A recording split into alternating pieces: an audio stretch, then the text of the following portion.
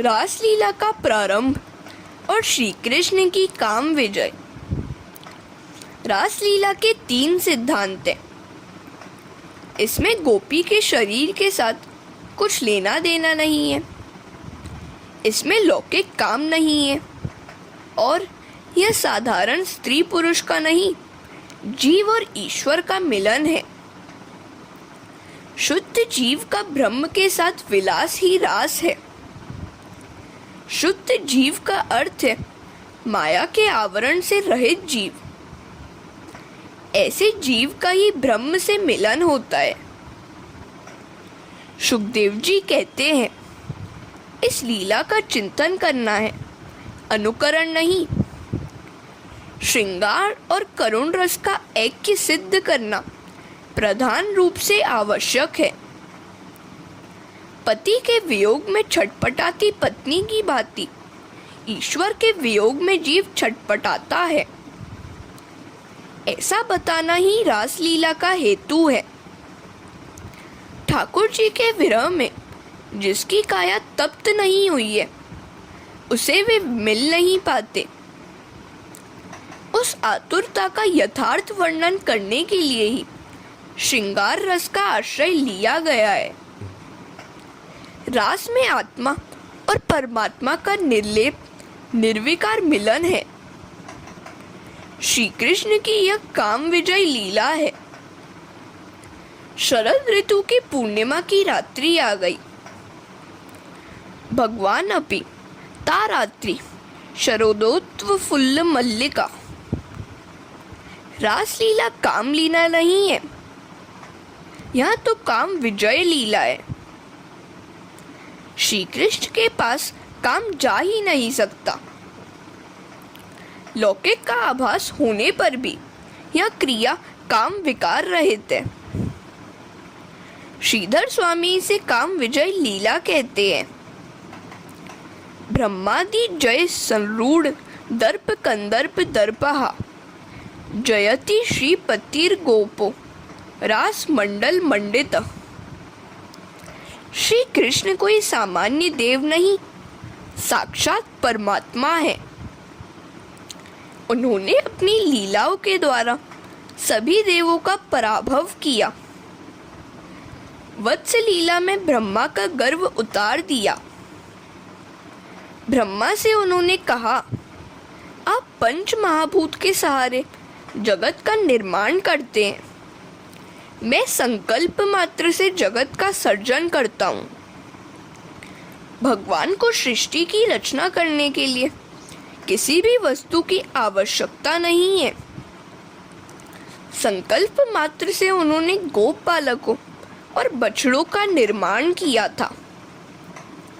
वह रूप उन्होंने स्वयं ही लिखा था। अग्नि का भी गर्व नष्ट किया।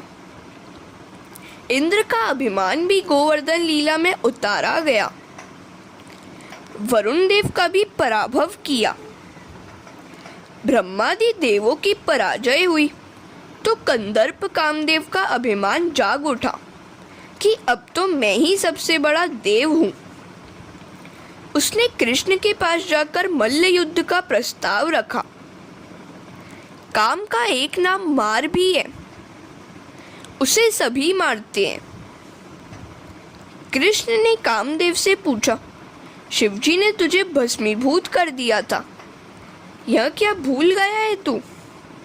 कामदेव ने कहा, हाँ वह तो ठीक है, मुझसे जरा गड़बड़ हो गई थी। शिवजी समाधिस्थ थे और तेजोमय ब्रह्म का चिंतन कर रहे थे। उस समय मैं उनसे लड़ने गया तो मैं जल गया। यह कोई विशेष बात नहीं है। श्री कृष्ण ने कहा, रामावतार में भी तू हार गया था। कामदेव कहता है, आपने उस अवतार में मर्यादा का अतिशय पालन करके मुझे हराया था। उस अवतार में आप एक पत्नी व्रत का पालन करते थे, सो मैं हार गया। जीव यदि मर्यादा का पालन करे तो काम को साधारण जीव भी मार सकता है। हरे कृष्णा। मर्यादा पुरुषोत्तम राम किसी पराई स्त्री की ओर कभी दृष्टि तक नहीं करते थे। वे हमेशा धनुष बाण से सज्जित रहते थे। फिर वे चाहे दंडकारण्य में हो, चाहे सीता के पास हो, चाहे सुवर्ण सिंहासन पर हो। धनुष ज्ञान का स्वरूप है और बाण विवेक का। ज्ञान और विवेक से हमेशा सज्जित रहना, अन्यथा कामरूपी रावण सिर पर चढ़ जाएगा। श्री कृष्ण कामदेव से कहते हैं, तो अब तेरी क्या इच्छा है? कामदेव कहता है, आप इस कृष्णावतार में किसी मर्यादा का पालन करते नहीं हैं और वृंदावन की युवतियों के साथ विहार किया करते हैं। मैं चाहता हूँ कि आप पर तीर चलाऊं। यदि आप निर्विकारी रहेंगे तो विजय आपकी रहेगी और कामाधीन होंगे तो मेरी। आप निर्विकारी रहेंगे तो आपको ईश्वर मानूंगा और कामाधीन हो गए तो मैं ईश्वर बन जाऊंगा। कृष्णावतार में श्री कृष्ण पुष्टि पुरुषोत्तम है। भगवान ने रामावतार में शरीर से तो क्या, मन से भी किसी का स्पर्श नहीं किया था। मानसिक स्पर्श भी वे नहीं करते थे। कामदेव ने श्री कृष्ण से कहा, मर्यादा का पालन तो साधारण जीव के लिए है, ईश्वर के लिए नहीं। शरद पूर्णिमा की रात्रि में आप युवतियों के साथ विहार कीजिएगा। उस समय मैं बाण चलाऊंगा। जो जीतेगा वह ईश्वर कहलाएगा। काम ने तो सोचा था कि कृष्ण को हराना बड़ा आसान है, क्योंकि वे सारा दिन गोपियों के साथ मुक्त सहचार करते रहते हैं। श्री कृष्ण ने उससे कहा, तेरी यही इच्छा है तो वैसा ही होगा। रासलीला के मंगलाचरण में श्रीधर स्वामी ने कहा है, ब्रह्मादि देवों का पराभव हुआ तो कामदेव को गर्व हुआ और वह भगवान से युद्ध करने आया। भगवान ने उसको हरा दिया। वह रासलीला काम के पराभव के हेतु ही है। श्री कृष्ण विहार तो गोपियों के साथ ही कर रहे थे, किंतु उनका मन तो निर्विकारी ही था।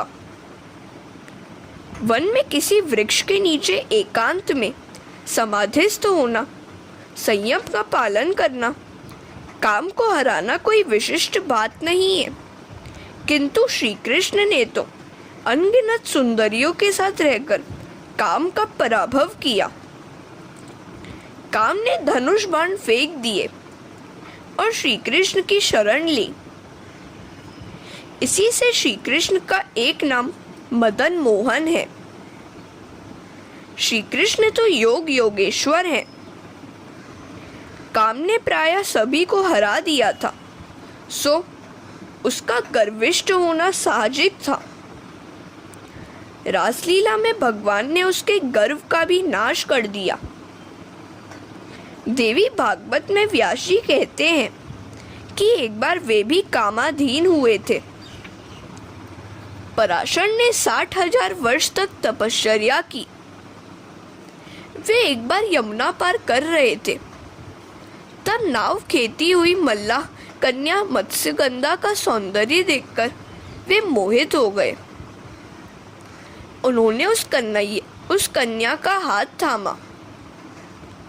उस कन्या ने कहा, कहाँ आप जैसे पवित्र ब्राह्मण और कहाँ मैं शूद्र मल्लाह कन्या। किंतु काम कभी जाति देखता भी है। ऋषि ने कामेच्छा व्यक्त की। मत्स्यगंधा ने कहा, यह दिवस का समय है, सो हमें सब लोग देख लेंगे। दिवस में ऐसा कर्म निषिद्ध है। तो पराशर ने अपने तपोबल से अंधकार का बादल रच के सूर्य तक को आवृत करके चारों ओर अंधकार फैला दिया। पराशर ऋषि सूर्य तक को तो ढक सकते थे, किंतु अपने काम को न रोक सके। हरे कृष्णा। काम को जीतना बड़ा दुष्कर कार्य है। जो काम के अधीन होकर उसकी मार खाता है वह साधारण जीव है, पर जो काम को मारकर उसको स्व अधीन करता है वह ईश्वर है। इस रासलीला का चिंतन करने से काम वासना नष्ट होती है। इस लीला में जीव और ईश्वर के मिलन का निरूपण है। यह मिलन उच्च कक्षा का है। प्रेम का आरंभ द्वैत से होता है और अंत अद्वैत से। श्री महाप्रभु जी कहते हैं, रासलीला तो भागवत का फल है। जीव और ईश्वर का मिलन ही वह फल है। भागवत का उद्देश्य है ईश्वर का जीवन दिखाना तथा उनकी प्राप्ति कराना। रासलीला में सुखदेव जी ने किसी भी गोपी का नाम न बताकर काश्चित, कन्या, अपरा आदि शब्दों का प्रयोग किया है। इसी कारण से तो श्रीधर स्वामी कहते हैं, जीव मात्र को प्रभु का आवाहन है। वे सभी को वंशी बजाकर पुकारते हैं, बुलाते हैं। वे ही सबके सच्चे स्वामी हैं। श्रीधर स्वामी कहते हैं, रासलीला के 5 अध्याय पंच प्राणों के सूचक प्रतीत है। पंच प्राणों का ईश्वर के साथ रमण ही रास है। रास पंचाध्यायी काम विजय के लिए ही है। जो शस्त्र से घायल नहीं हो पाता, वैसा योद्धा भी काम के पुष्प बाण से घायल हो जाता है। जो काम को मार सकता है वह काल को भी मार सकता है। काम विजय के हेतु बहुत से महात्मा केवल चावल और दूध का आहार करके रात्रि के दूसरे प्रहर में रासलीला का पाठ और चिंतन करते हैं। वे मन ही मन कल्पना करते हैं कि वे वृंदावन में हैं। रास मंडली के मध्य में राधा कृष्ण हैं। कृष्ण ने एक हाथ में बांसुरी पकड़ी है और दूसरा हाथ राधा जी के कंधे पर रखा हुआ है। एक एक राधा के साथ एक एक कृष्ण है। इस रासलीला के चिंतन से काम वासना नष्ट होगी। काम विशेषतः रात्रि के दूसरे प्रहर में अधिक सताता है। सो उस समय स्नानादि करके पवित्र होकर रासलीला का चिंतन करोगे तो काम नहीं सताएगा। रासलीला अनुकरणीय नहीं, चिंतनीय है। उसका चिंतन काम नाशी है। वेणु गीत की बांसुरी तो पशु, पंछी, नदी सबको सुनाई देती है, किंतु रासलीला की बांसुरी तो ईश्वर मिलनातुर अधिकारी जीव गोपी को ही सुनाई देती है। निशम्य गीतम बदनंग वर्धनम ब्रज स्त्रिय कृष्ण ग्रहीत मानस। जिनका चित्त श्री कृष्ण ने हर लिया था, वे व्रज नारियां बांसुरी सुनकर आतुरता पूर्वक श्री कृष्ण से मिलने दौड़ चली हैं।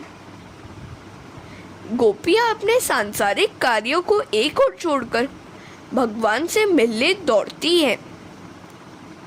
वे तो अपनी सखियों को भी बुलाने के लिए रुकती नहीं है। जिस गोपी का नाम लेकर बांसुरी बजाई जाए वह गोपी सुन लेती है। गोपियों की आतुरता तो देखो। दुहंत यो भिययु काश्चित दोहम हित्वा समुत्सुका। जो गोपियां गायों को दो रही थी, वे भी बांसुरी की तान सुनते ही काम छोड़कर उत्सुकता से दौड़ चली। उनकी तन्मयता तो देखो। व्यत्यस्त वस्त्राभरणा काश्चित कृष्णांतिकम ययु। हरे कृष्णा। कुछ गोपियां बेढंगे वस्त्रालंकार पहनकर कृष्ण से मिलने निकल पड़ी। जब देहाध्यास छूट जाता है तब ऐसी ही दशा होती है। श्रृंगार करती हुई एक गोपी ने कन्हैया की बांसुरी सुनी तो व्याकुलता के कारण चंद्रहार गले के बदले हाथ में पहन लिया। घर की लिपाई पुताई करती एक गोपी गोबर से गंदे हुए हाथों सहित दौड़ पड़ी। रासलीला में अगर लौकिक की बात होती तो उसमें गोपियां कुछ और ही होती। इस प्रकार दौड़ निकलने के बदले वे 2 घंटों तक श्रृंगार करके दर्पण में अपना निखार देखकर बन ठन कर निकलती, किंतु ऐसा नहीं है। सुखदेव जी वर्णन करते हैं, लिम्पन्त्य प्रम्रजन्त्योन्या। कुछ गोपियां घर लीप रही थी। वे गोबर से सने गंदे हाथों को धोए बिना ही कृष्ण से मिलने दौड़ पड़ी। यही बताता है कि यहाँ लौकिक काम की बात नहीं है। ईश्वर से मिलने के लिए वैसी ही आतुरता होनी चाहिए। रामकृष्ण परमहंस हमें सदृष्टांत बातें करते थे। एक शिष्य ने अपने गुरु से पूछा, ईश्वर प्राप्ति के लिए जिज्ञासा और व्याकुलता कैसी होनी चाहिए? गुरुजी ने कहा, यह विषय वर्णन का नहीं, शब्दातीत अनुभव का है। रामबाण जिसे लगा हो वही उसकी वेदना जान सकता है। किसी प्रसंग के समय मैं सब कुछ समझाऊंगा। एक बार वे दोनों स्नान करने गए। ज्यों ही शिष्य ने जल में गोता लगाया कि गुरु ने उसका मस्तक बल से पानी में धंसा दिया। सांस लेने में तकलीफ हो गई तो वह शिष्य छटपटाने लगा, बाहर निकलने के लिए व्याकुल हो गया।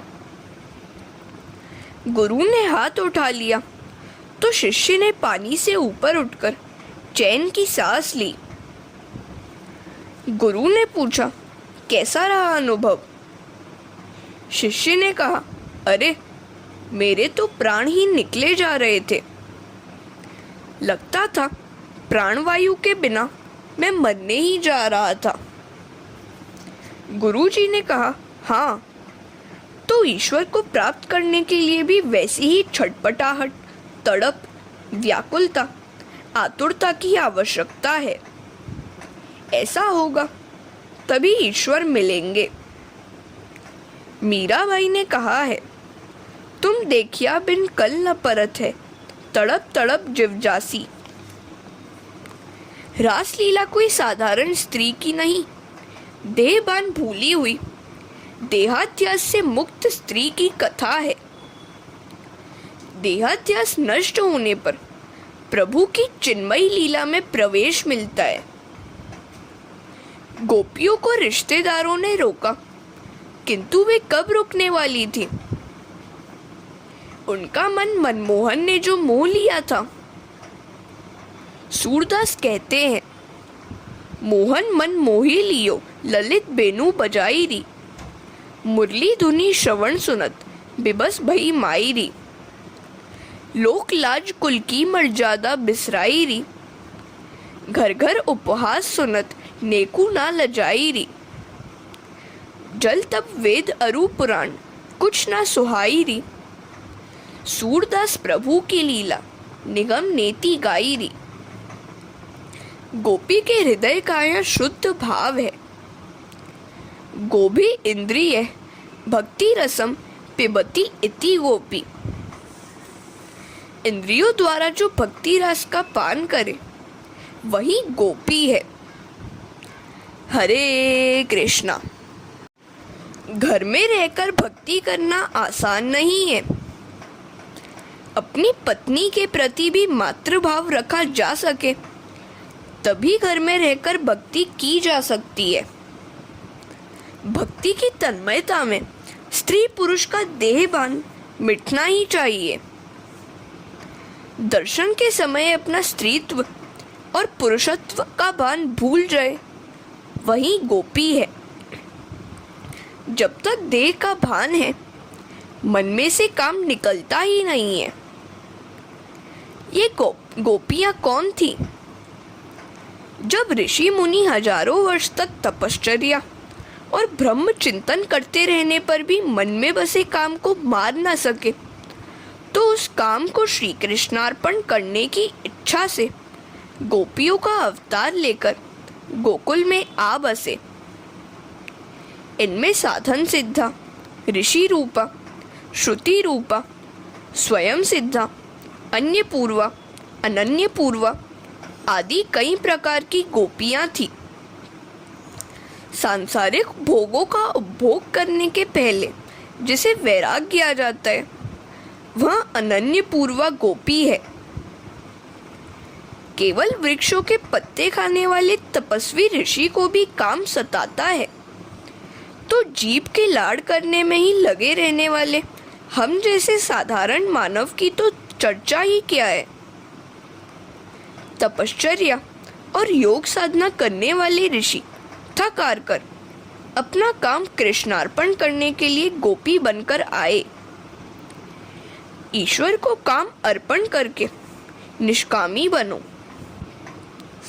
पराशर मुनि सूर्य को वश में कर सके, किंतु अपने काम को नहीं। मनुष्य का सबसे बड़ा शत्रु काम ही है। इसमें से अन्य बहुत से दुर्गुण उत्पन्न होते हैं। कामात् क्रोधो विजायते, क्रोधात् भवति सन्मोह, और अंत में होता है बुद्धि नाश। यदि काम ईश्वर को अर्पित किया जाए तो वह कभी अंकुरित नहीं होगा। संसार के सभी सांसारिक सुखों का मन से त्याग करके ईश्वर से मिलने के लिए गोपी की भांति निकल पड़ने वाले को धन्य है। इसी कारण से तो भगवान गोपियों का स्वागत करते हैं। महाभाग्यशाली नारियों, आओ, स्वागतम वो महाभागा। भागवतकार गोपियों को महाभाग्यशाली कहते हैं। नारद जी भी अपने भक्ति सूत्र में गोपियों का दृष्टांत देते हैं। यथा ब्रज गोपिका नाम, यही बताता है कि ये गोपियां कोई सामान्य स्त्रियां नहीं, भगवान की भक्त थी। भगवान ने प्रत्येक गोपी को महाभाग्यशाली कहा है। महाभागा, मोटर विमान में घूमने वाला, बंगलों में रहने वाला भाग्यशाली नहीं है। जिसके सिर पर काल का साया हो, वह भाग्यशाली कैसे माना जाएगा? भाग्यशाली तो वह है जो सांसारिक सुखों को और काल के डर को छोड़कर भगवान की ओर दौड़ पड़ता है। जो ईश्वर से मिलने के लिए अतिशय व्याकुल हुआ हो, वह जीव महाभाग्यशाली है। इसी कारण से वंशीनाद अधिकारी गोपी जीव को सुनाई दिया था। नहीं तो वेणु गीत के समय का नाद तो सभी ने सुना था। सांसारिक विषयों के उपभोग से कभी तृप्ति नहीं होती। ईश्वर से मिलने के लिए दृढ़ निश्चय करो। संसार सुख तो सबसे बड़ा महादुख है, और इस बात को सच मानकर जिसने संसार सुखों का त्याग किया हो, तो उसे भगवान अपनाते हैं। प्रभु प्रेम में जो पागल बना है, वह भाग्यशाली है। परमात्मा ऐसे जीव का ही स्वागत करते हैं। हरे कृष्णा।